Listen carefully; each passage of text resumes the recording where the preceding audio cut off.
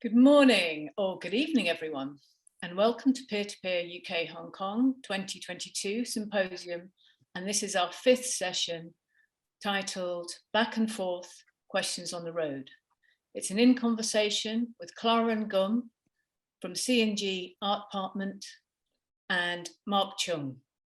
I'm Sarah Fisher, I'm Director of Open Eye Gallery and one of the organisers of Peer-to-Peer, together with Lindsay Taylor at the University of Salford Art Collection. And before I hand over to our chair, Chung from 1A Space in Hong Kong, there are a few housekeeping rules. Firstly, this session is being recorded and will be uploaded later onto the Peer-to-Peer Exchange website. Secondly, questions are actively encouraged and you can submit these via the chat function at the bottom of your screen. Thirdly, can I encourage you all to share via social media using the hashtag #PeerToPeerUK 2022. I'm now delighted to hand over to Chung to chair this session. Over to you, Reds. Thank you, Sarah. Thank you for coming to the Peer-to-Peer Symposium, the project Back and Forth Question on the Road. My name is Cheung from Hong Kong 1A Space, which 1A Space is a non-profit organizations which focus on community art, contemporary art, and also art educations. And here with us is Clara Gum, an artist group from Sheffield. Hello, Clara. And also artist Mark Chung from Hong Kong, who is currently studying fine art in Amsterdam. So let's start the project introductions. And on this space, being invited by the Peer-to-Peer project, we know that we would like to reach up the Hong Kong artists and also the artists in UK. So the artist list here confirmed it, and we, even though we have both similar background in Hong Kong, but we don't know each other very well until the project starts. So we've spent some time to start up the conversations and looking for a good way to present our own project. Interestingly, we started out the ideas of doing it by post rather than using digital materials, and never thinking about the convenience of the digital world. I mean, like that what we are doing now, and even though the COVID situation seems likely resolved, but the people are more willing to have meeting on Zoom rather than physical meeting, especially for study or work. So, and luckily we started a quite good starting point that's carrying giving up some ideas and on counting the street names Sheffield and Hong Kong shared, and then collecting postcards to send to Hong Kong with questions from the neighborhood. The postcard eventually traveled 19,000 kilometers. 9,500 kilometers to Mark in Hong Kong, and he decided to reply those postcard by a group of objects which found from Hong Kong, and that representing the answer back to Sheffield. And we deliberately keep our work back and forth and taking time on waiting and to work. And those work was not only made up by us, I mean the artists and also the art community, but also including the community we are living in. So at this moment, at this section, we will present the question collected by Clara Gum and also present a response from Mark and look for engaging more dialogue here. So everybody in this room is welcome to connect or comment in the chat box, and we are very happy to answer some of the questions within the seminar. So may I pass the speaker to Clara about to begin how they are going to, they were collected the questions from the neighborhood in Sheffield. Thank you, Clara. Yeah, thanks, Res, and thanks Peer-to-Peer for allowing this project to happen. But before we start actually sharing in detail of the mapping and mail art project, I would like to take this opportunity to use a gift from Mark. This book is called 牙牙語小學生祈禱手冊. It's a little kids prayers textbook, yeah, for I think mostly Catholic schools in Hong Kong. And I found one text particularly moving and touching, so I'm gonna read it with all of you together, and then we will explain a bit more later in the session. 好，俾本書大家睇下先。84為新移民，凡你們對我這些最小兄弟中的一個所做的，就是對我做的。節錄自馬25、40，祈禱。如果大家想依埋眼都可以一齊依埋眼祈禱嘅。天父，求你看顧那些移居本地的同學，賜他們勇氣去面對新挑戰和困難，好讓他們早日融入社會。也求你賜我們智慧，了解這些同學的需要，並以真誠的心去接納、體諒和扶持他們。阿門。阿門。阿門。Thank you. Would you like to explain a little bit about the paid? Later. Okay. Yeah, we will explain a bit when we respond to one of the postcards we got, in Sheffield, which is also a really touching story. But so what happened at the beginning of the project was actually when I got this idea from Harcourt Road, Sheffield. So one day, originally, last year, somehow Gum and I moved from Hong Kong to Sheffield. And then throughout the past year, we've been wandering around, exploring the city.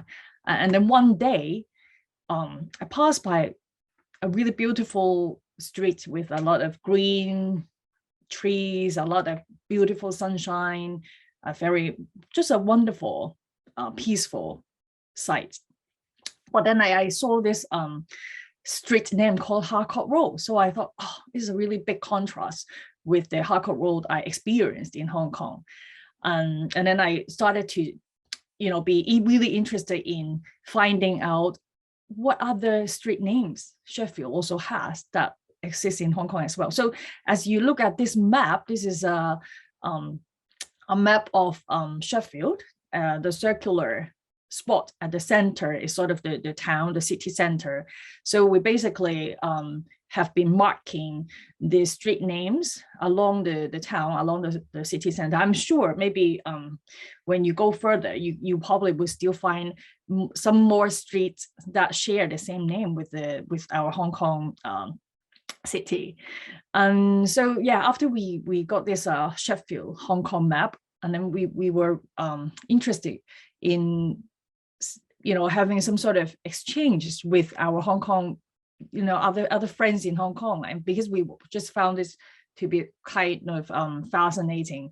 For example, C&G Artpartment used to have a studio exhibition space in Prince Edward, which is really close to Bat Gai, the Butch Street.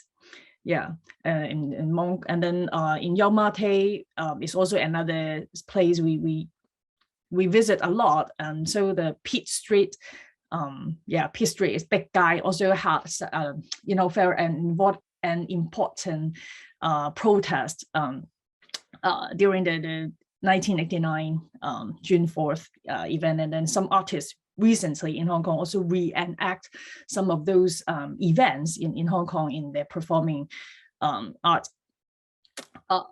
theater, street theater, let's say. So a lot of these memories also came to me, and then I was really interested in learning what kind of stories or experiences the people in Sheffield would have. And so I think that was how we started the project, to try to see if we can develop some sort of dialogues with our friends in Hong Kong and dialogues with new friends in Sheffield.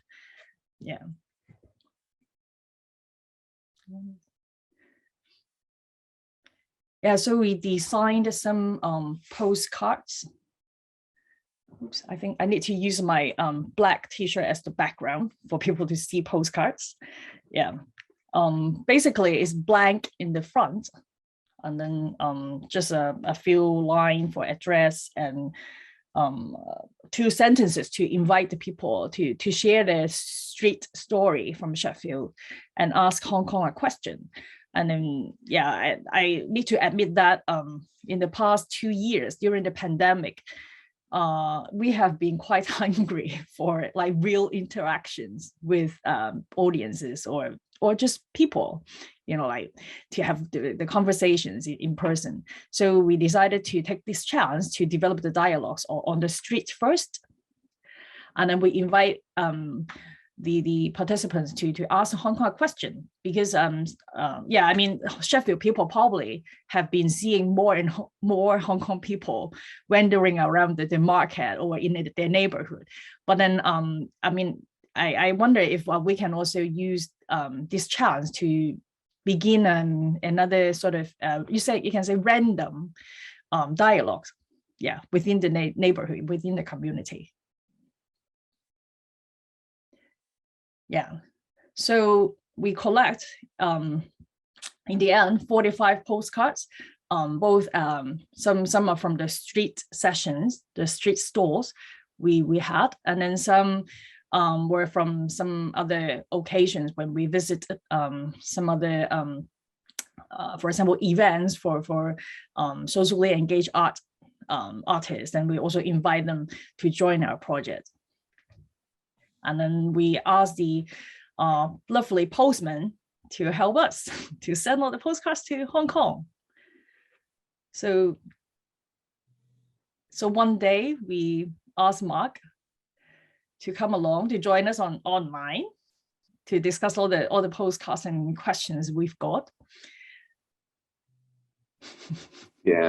I'm Mark. I'm an artist living and working, studying in Hong Kong and Amsterdam now. I have a very different practice from C&G. I focus on, I mainly work with video, photography, sculpture, and immersive installations. And I mainly focus on discomfort of everyday life and the socio-political realities behind these discomforts. So it's a very different practice that we have. And in this project, it's a very enjoyable experience of adapting these playfulness of C&G. And what I understood this project as is C&G, they have just newly immigrated to the UK. And when we started this conversation, I was still in Hong Kong. And the whole project to me was more like a process to navigate through the differences and similarities of these new and old homes of C&G, and basically me now, to navigate through these differences or similarities geographically, culturally, emotionally, politically.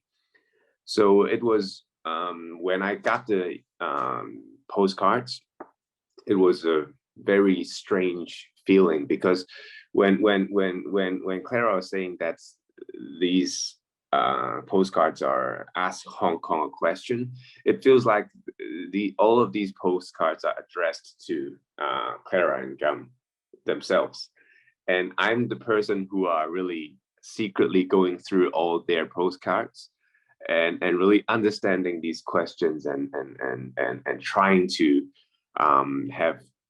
make responses. But slowly I started to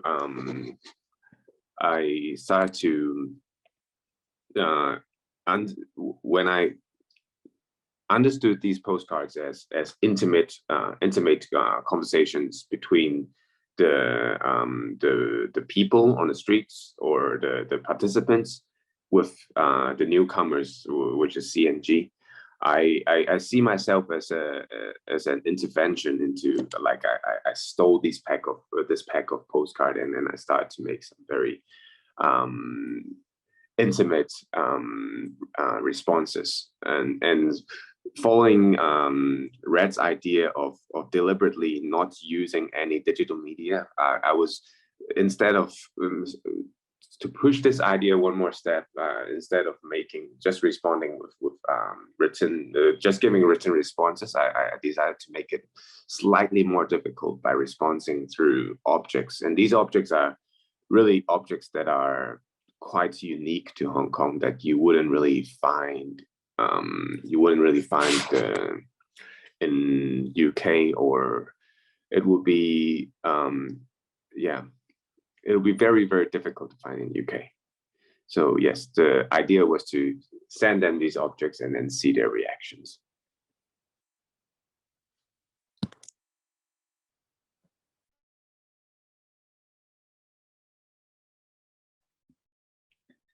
Yeah, so one day in our mail, actually, yeah, one day actually we first of all got the doorbell ring and the postman, knocked on our door, present us a package.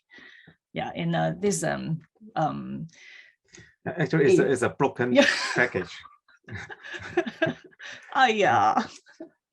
Yeah. And 12 objects inside the package. It's all safe. Yeah, no broken. Yeah, but just the boxes on the box on the outlook look a little bit in danger.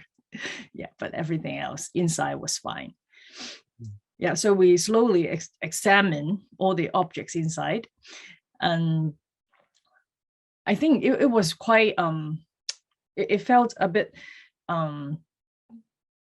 strange for me at the beginning to try to see how I should respond in terms of this is an art project and how do I respond to it in an artist way. It was difficult, but take aside the sort of how to make art, this question take aside, that I think it was really fun when we opened the package all together.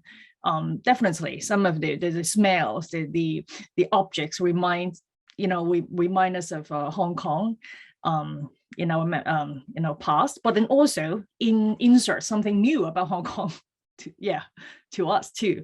For example, if you can see at the top of the this slide, you can see that this is sort of how do you say it is sort of a perfume that they would use in a particular hotel in Hong Kong at 四季酒店, the Four Seasons Hotel. And I didn't know that there was a store in Hong Kong that would actually sell all the different senses the different hotels would use to represent themselves. And I found out a lot of really interesting things about Hong Kong from Mark in this package. Yeah, a place that I lived for a long time, a few decades. We can talk about this later. Can Mark talk about why you not respond all the postcard and you selected 12 to respond? I think one reason is the time is not enough to respond all. Yeah, the main reason, one of the reason was there's not enough time. There are some postcards that are really difficult or almost impossible to respond. For instance, there would be some postcards just with a very abstract sunrise, and on the back it just says hello, something like that. And some postcard just draws a penis on and stuff. So some of the postcards are almost impossible to respond. And some postcards we cannot respond. They are too political, and we are not allowed to respond to that.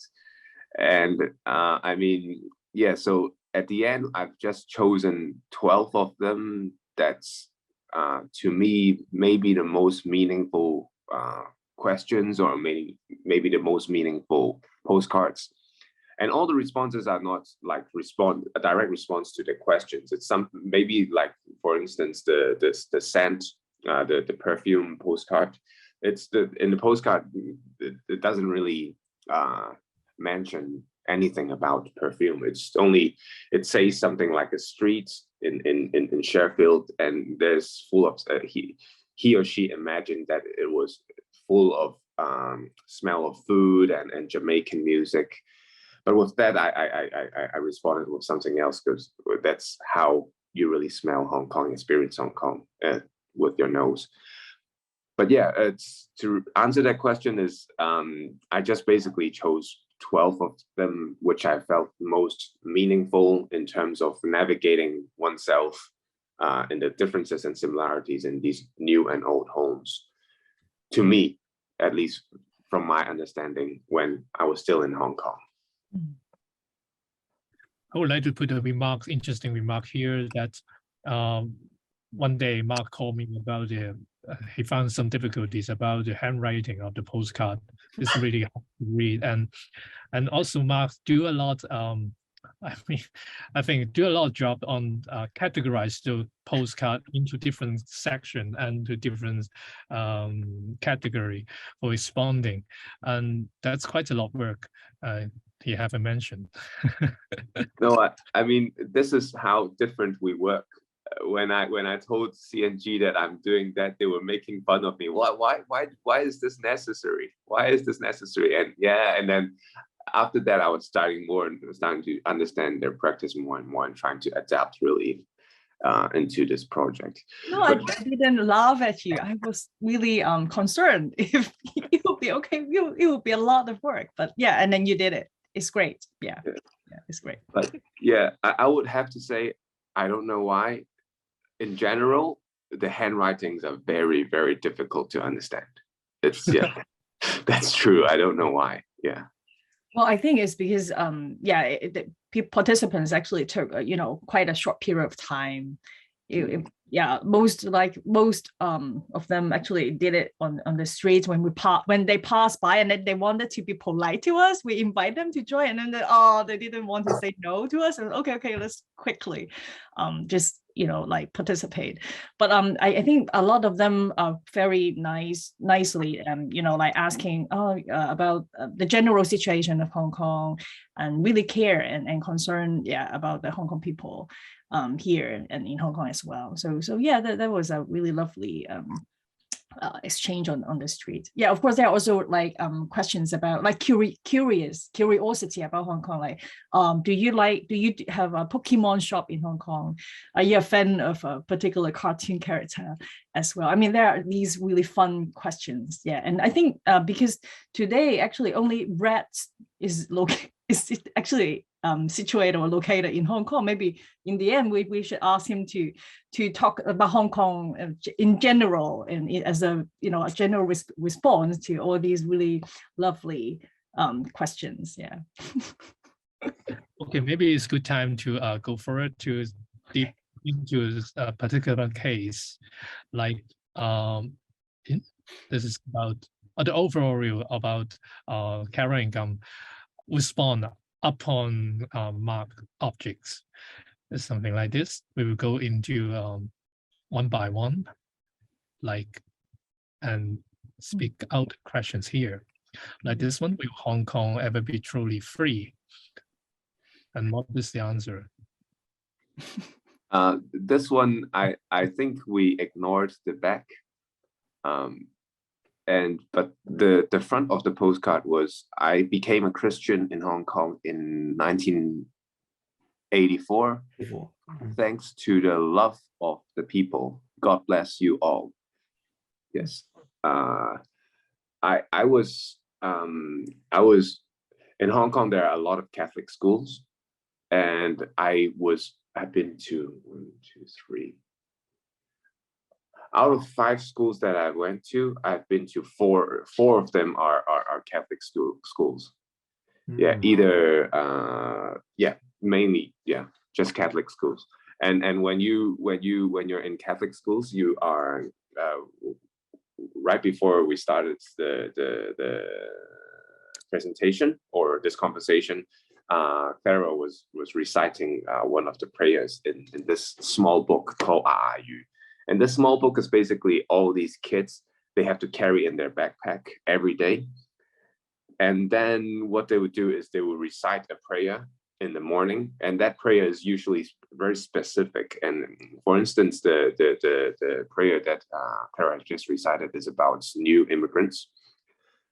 And these, whatever you think of, there is a prayer related to the thing that you're thinking of in this book. And it's a very small book, and it's incredible. There are prayers about different festivals in Hong Kong, Chinese festivals, Western festivals, different a prayer for sports day, a prayer for swimming day and stuff. And it's just an amazing, small, cute little book. And it's always, all these prayers are always written in a very strange kind language that you don't really find anywhere else. And it's just a very happy book to read and to go through. It's and now I think this book, it's on the 6th edition already. So yeah, when I was reading it, it was more, I was 6 or 7 when I first had this book. So it's maybe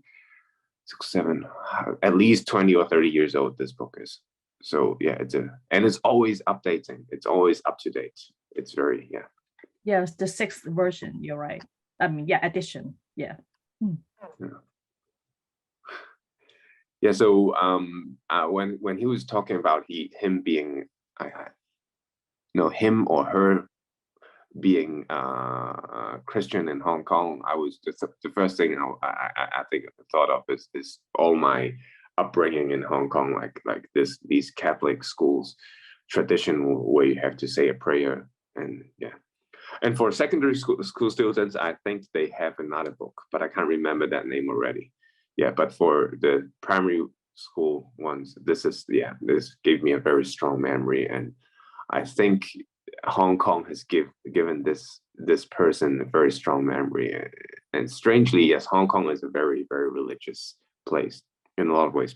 A lot of people, they are either Catholic or Christian, or so yes. Oh, the painting behind. And Sorry? There's How a about the print, painting behind? yeah, artwork. A print. Oh yes, You also sent there's the drawing or painting, or it's a print. I think it's a print, a reproduction of a painting, and this painting is basically a Chinese Jesus resurrecting, and then there are Chinese soldiers on the side, frightened. Yes, I just find this, because when I was going for this book, I saw this painting and said I have to get this to Clara Gum. It's so interesting. I think they have Chinese 死啦，聖母點講啊？ Chinese Mary. Yes, Chinese Mary too. Yes. Yeah. So we actually, after looking at this print with this representation, let's say Asian representation of Jesus, we also went to different churches in Sheffield to learn about the different representations here. Yeah, but I would like to say, the Asian outlook in this print is not, I think it's not fair. It's not too different from the other kinds of representations of Jesus, but it is. But the outfit of the other, the soldiers or the people on the disciples on the side, maybe the outfits would look more Oriental. Yeah, but it's nice. And this is the prayer we were saying a while ago, to bless the immigrants everywhere in the world.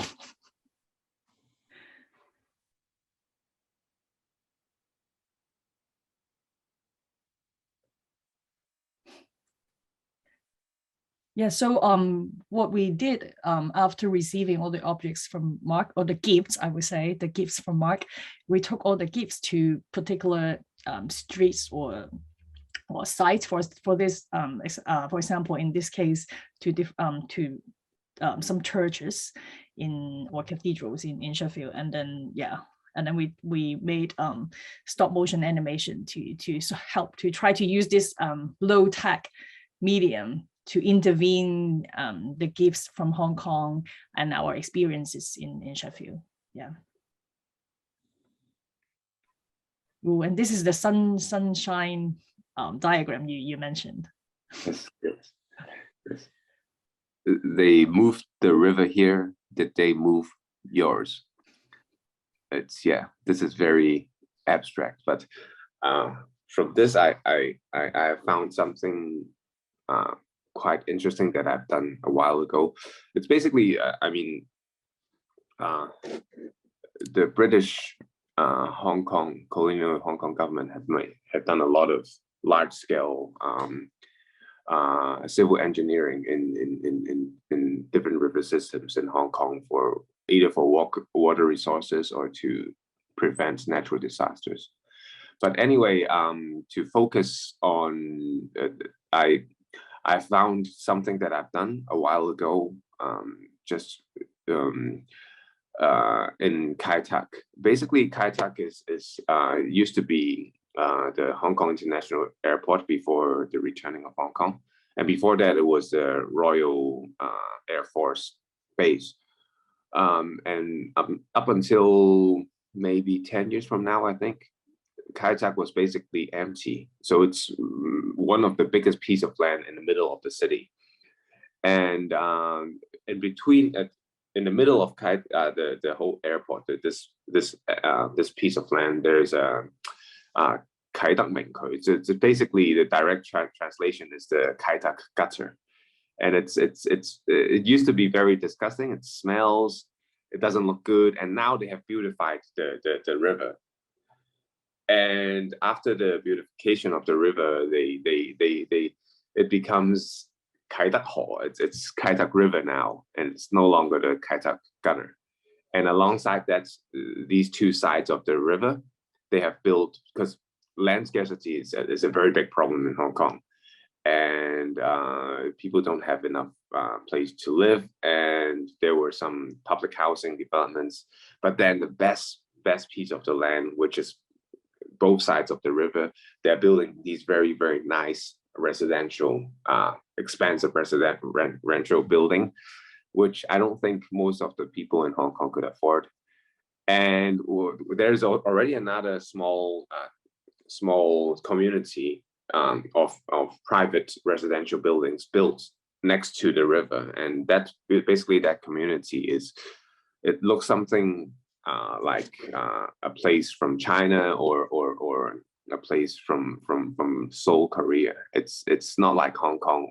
At least I feel I don't feel that I'm in Hong Kong when I'm going through that. So maybe Reds could go to that slide where there is the video of the Kai Tak River.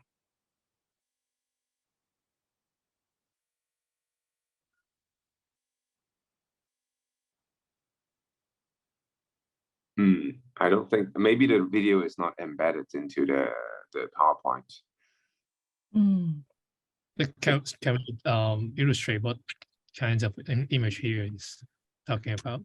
Yeah, it's basically a drone footage of the whole so-called Kai Tak River, and then it's that very long. It's just a drone image, aerial image that looking down along the river, and then you see how the development goes on.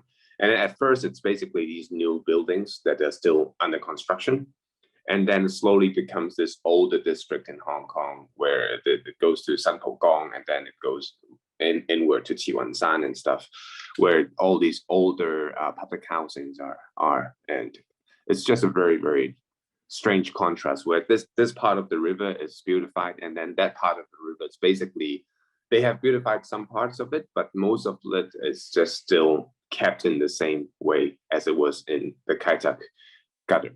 So yes. Yeah.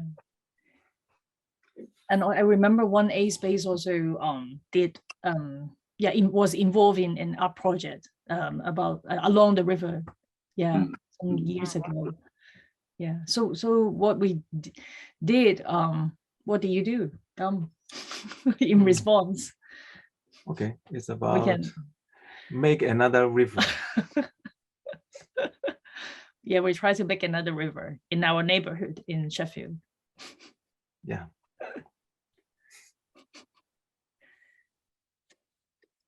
And talking about the Kai Tak River, I remember there is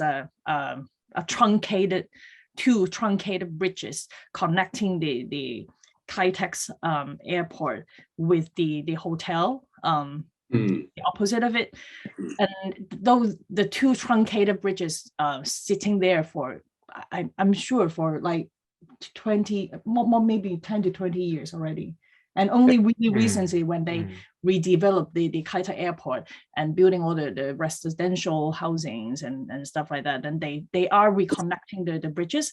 So yeah, for the past 20 years, if you are one of those urban explorer in Hong Kong, you would like to just climb inside to reach that truncated bridge at the top, because it really feels like you are standing at the end of the world, and so something like that, really like dramatic when you go up there to have a feel. And yeah, I think it's no longer in like that anymore. Yeah, have you visited that? Yeah, you all.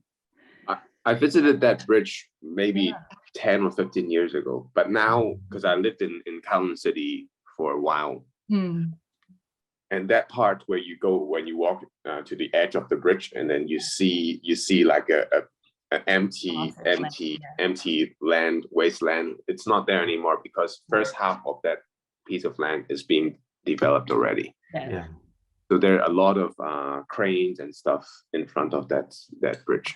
So that dystopian image is not there anymore.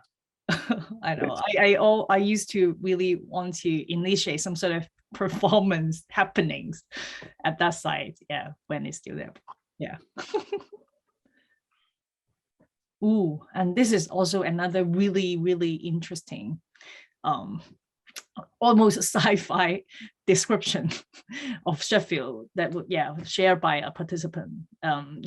When we took our postcard project, mail art project to the Burton Foundation in Sheffield, one of those participants actually shared with us their memory about the hole in the road in Sheffield.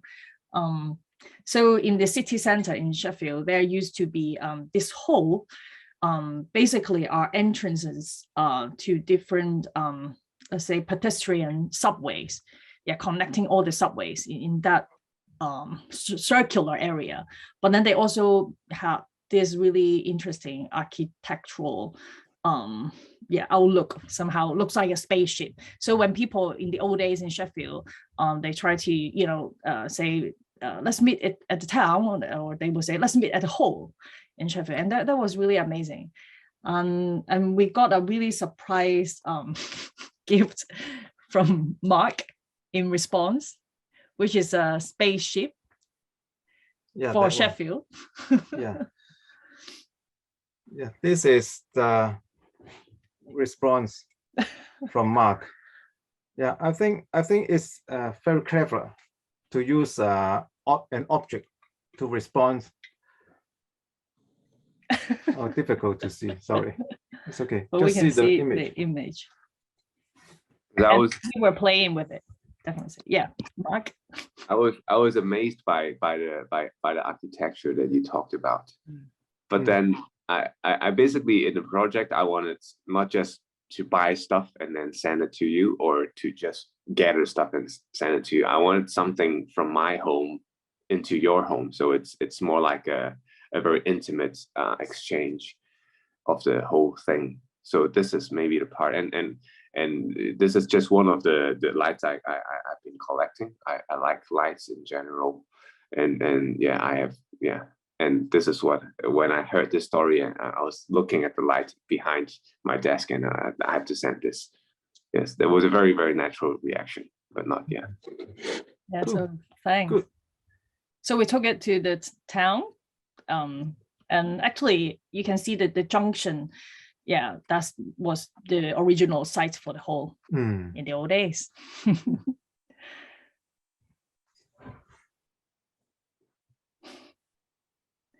And yeah, we have this lovely memory about Harcourt Road from Marcus, who is a musician, also actually a performance art artist.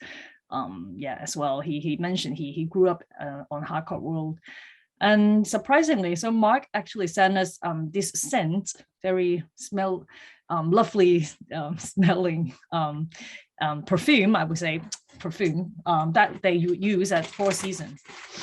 Maybe we can try to smell for all of you for now. But then while the rest, can you show them the stop motion animation we did at Harcourt? 聞下先。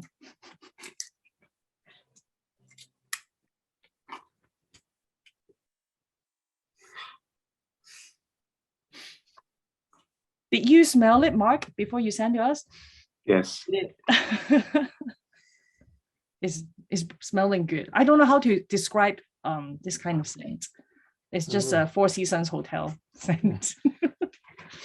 Yeah, I mean, when this person writes that the smell of food and stuff, that's like the smell of food is almost his imagination of how that street should be. And basically, when I really think, I was really thinking of what kind of smell do I remember in Hong Kong, is all these very strange, strong artificial scents that you smell in these shopping malls, these hotels. And basically Hong Kong is just a big shopping mall. It's like a series of overwhelming artificial experiences that's you are forced to go through when you're out of your house. So yeah, that was. And there's this very interesting shop where they sell all these, like I think for some of them they really do sell their own products to these hotels, but for some they are trying to make an imitation from their memory. And it's very interesting that they sell these scents according to the place, like Four Seasons Hotel, Sheraton, or the K11 shopping mall, Times Square shopping mall. According to they are selling these artificial scents according to these hotels or shopping malls. Can let's go back to the previous slide. Sorry. At this one. Yeah. Yes, this is the shop. Oh. Yes. Yeah. Yeah. It looks. Yeah. It looks very traditional. Yeah, I don't think they have to change because they are maybe the only shop in Hong Kong that buy all these artificial essential or natural essential oils. Okay. It's maybe the only shop. Otherwise, you have to go to Taobao and buy it online from China. So yeah. All right. Thanks. So we can pretend that we are living at the Four Seasons Hotel now at home. Yeah. So basically our response is about how to use our different senses and to get rid of the mask and enjoy all the fresh air here at Harcourt Road. I also like the outfit you are wearing. I mean, the face mask, Harcourt Road. Yeah. There's lots of meanings to us. And sorry. Okay, next. Yep. It's about nice street food. Oh, okay. Yeah. What did we do? And Mark sent out this food directly to Clara Gum. Yeah. But only the resources, but only the materials, not the cookbook. Did you ever try to cook the lau mai fan? Well, it's so precious. We have to keep it until I would say New Year Eve. I will make this dish. I mean, I cannot really get the Chinese sausage so easily here. Yeah, I need to keep it for the special occasion. Yes, we will use it. I hope it's still good by then. I don't know. Chung is okay. Yeah. Okay, yeah. And then the weather here is not too hot. We can. Yeah. You thanks, Mark. please enjoy it. Now that I've sent you these, and then when I came to Amsterdam, I think I don't need this. And then I think I've been here for almost 4 weeks now. You missed it. Yes, and I really regret that I didn't brought any dried mushrooms with me. Yes. Okay, we send some to you. Rest, please. Oh, rest, please. Our curator, take care of the artist. Okay, I will send some. Yes, please. Yes, that will really help me. And I didn't bring a rice cooker with me, which is very, very stupid. I was talking to my Asian schoolmates, and they were all talking about their own rice cookers. and they were all showing off. I have a rice cooker, this brand, and so on. I brought it from Singapore. I brought it from Malaysia, and then they asked me, "Where is your what rice cooker do you use?" I said, "I didn't bring my rice cooker," and their reaction was, "What kind of Asian are you? Why don't you have a rice cooker?" And I was in shame, and I really miss rice. I don't know. It's quite easy to find a good one in Europe as well. I think I'll have to buy one. Yes. Yeah. Anyways, those fancy ones that you can also bake cake. You know, rice cooker. They have so many different functions nowadays. You can make all sort of things. Yeah. Yeah, I don't think I could be that picky here. I would just get whatever I could, really. Yeah. Okay. Yeah. I don't know. Should we continue to do the rest? Because I think we only have like 14 minutes left. Do we have to? Yeah, I think we can Q&A and quickly stuff? go through. Yeah. Okay. The last one. All right. Okay. So the street food we find really comforting here is the hot dog at Sheffield, and so Gum, just finish it really quickly. Yeah. We got a lot of really interesting questions about monuments. What kind of monuments do we want to remove? We can quickly show what some of the monuments or public sculptures we don't particularly like in Hong Kong for our audience to see. Can the goldfish be in a better color, and the artistic outlook can be improved? Is also this one is quite close to our previous studio in Prince Edward. Next. Oh, this is at the Sum Sui Bo area where they have a lot of computer gig stuff to sell. Yeah, computer stuff, shopping mall. But then I think the neighborhood, the neighbors basically were critiquing what's the point of installing such a public sculpture, because our Sum Sui Bo is already by its name. People know going there for what, for all the different computer digital material, and equipment, and there's no point to really waste all the money to set up something so ugly. I think the point is they're only concerned about the tourism, not for the community. I mean, the public sculpture is quite obviously used for like a landmark, for taking photos for the visitor, not for the community. They don't have any concern about the beauty. But I mean, these are so bad that I'm ashamed that if people really do take photos in front of them, I will be very, very ashamed. It's like I don't want people to remember Hong Kong this way, like these ugly goldfishes. That goldfish is in front of the goldfish market.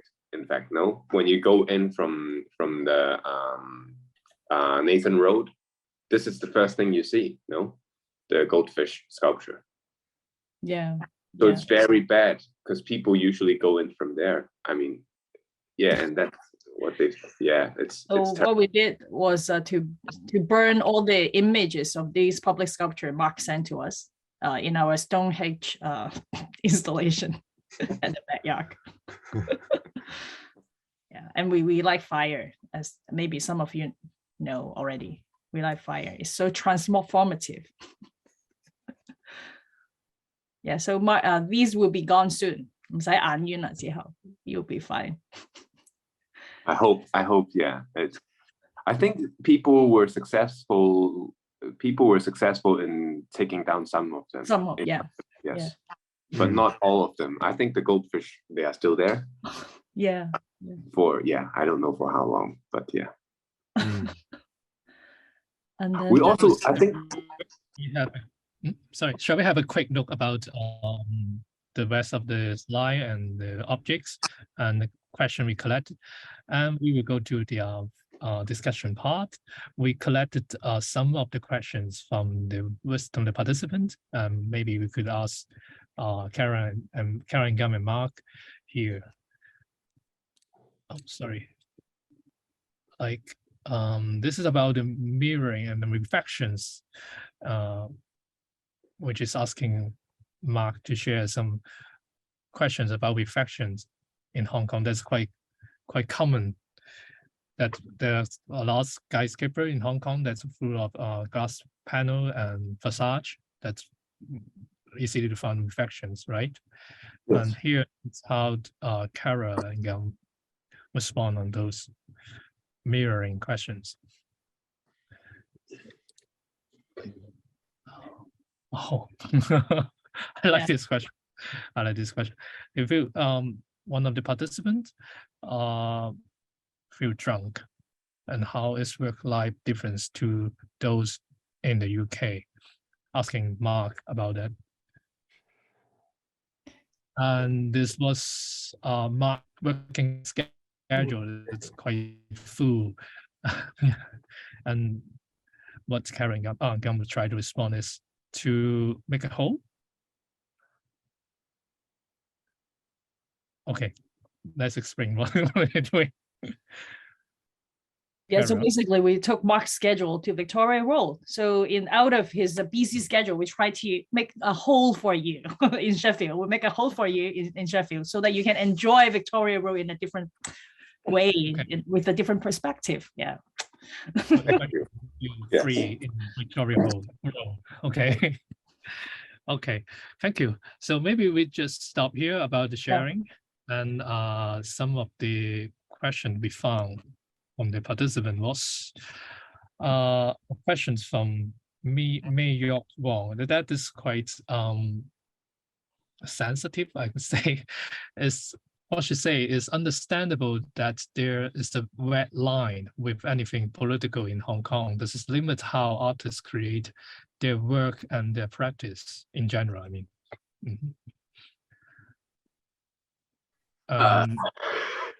yes, of course. Of course. I don't know. But I think I can see some of the new works by different artists are getting, I mean, you can say smarter, or people, I mean, artists are really creative to take different, to use different medium or method or strategy, let's say, to respond to the situation. And I can see even stronger creativity out of it, although it's not optimistic like a situation.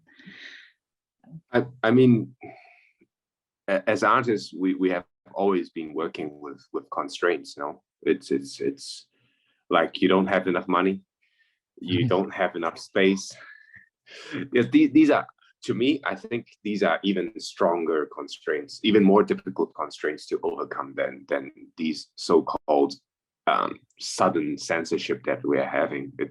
Censorship is just another constraint. It won't really stop us from what we really want to do. It will just make it slightly more difficult because you always find different ways of doing it somehow. If you couldn't do it as an artist, I think you are responsible to try to get around these constraints and overcome them in different ways you could, creatively and artistically. Yeah. So, but I mean, I'm not in Hong Kong anymore now, for at least for 2 years. So I can say whatever I want, as loud as I want to. And then when I go back out, I'll have to shut up. No, it's yeah. I mean, even when I was like, it's the censorship, the censorship law has been in Hong Kong for at least a year now. At first, everyone was very confused, but then everyone is trying to self-censor. And there's another big group of artists was telling, oh, it's not going to be anything. It's people in China have been creating, there are a lot of artists in China, and this has never stopped them from anything, basically. Yeah.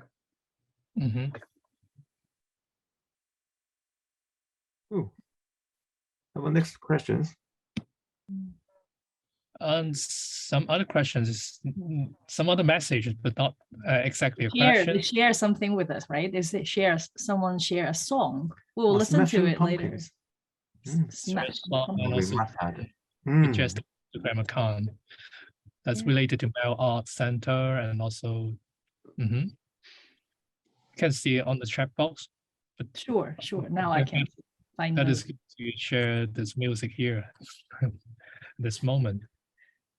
Yeah, thanks for sharing. And well, at the beginning, I mentioned maybe I don't know, we can invite Rex to talk about, I don't know, the weather in Hong Kong, the general thing in Hong Kong these days in the past few weeks, just to respond to some of those questions in general. Yeah, basically they ask about the lifestyle, the weather in Hong Kong, and yeah. So how are you doing, Rex? It's quite busy, quite busy on teaching stuff, and I hope I could have the honor to answer those questions from the postcard from you on the Sheffield. Yeah, I think I could answer some of the questions, even though Mark said that's extremely hard to respond. I will find a way to respond it, like write something automatically, drawing or writing, something like that. Oh, we see another question coming in, wondering how C&G and Mark got grouped together. We need to ask Rex, our curator. At the very beginning, I think that I saw a lot of beautiful work from Mark, and I found that might be good for a digital environment. You know, the peer-to-peer is basically an online platform. So I found that Mark Chung would be a good artist to respond on those media. And Clara Gum, who is working for peer-to-peer project as well. And luckily, we can line up to great artists. And even though in person, I don't really know Clara Gum very well, but when I was young, when I was studying in the arts, I watched a lot of video with Clara Gum, which is called ADC, the Artist Discovery Channel. Art Discovery Channel, which also irony for the art department in Hong Kong, the Art Development Council, which share the same initial. So I got a lot of first-hand information from the artist interview who work from C&G, and that is an honor to work with those two great artists. Yeah. Yeah. Well, thanks, Rex, for bringing us together. It's lovely. It's lovely. You have this chance to develop, I would say, in random dialogues, but that actually inspire us, which I really like throughout the whole project. Yeah. I was, like I said, this way of working is very different from my usual way of working, but I found it very. It was. Will you continue to work together? I don't know. It's maybe, yeah. I mean, I find this back and forth, like this name back and forth, very, very interesting already, because the context for us have already changed. I was in Hong Kong, and now I'm in Amsterdam, and now I am feeling that same alienation or same homesickness that you guys are feeling, and now I'm really trying to navigate myself emotionally, culturally, and stuff in this new city. And maybe, I mean, maybe, yeah, if we continue this back and forth, that might be something very interesting. It's very, very nice. Yeah. That's very good for me. Yeah. Thanks. Okay. And yeah. Oh, and we definitely will also continue to work more on the street names. I think this is just the beginning to explore all the really interesting street names here. And yeah, we'll do something more. Yeah, we'll keep doing this project. Yeah. Yep. And we'll find Mark in Amsterdam. Not too far away. So the conversation here is coming to the end, but doesn't mean the project is end here. And I hope that similar projects could happen in the futures, and the conversation between UK and Hong Kong is really important indeed. And so many friends have already moved to UK, like Clara Gum, and taking a new chapter of life and continued continuing the artistic practice in beloved country. Thank you, Sarah and Clara and Gum, and also Mark and other many other supporting staff involved in the project. And hope to see you in Europe and UK soon. Thank you.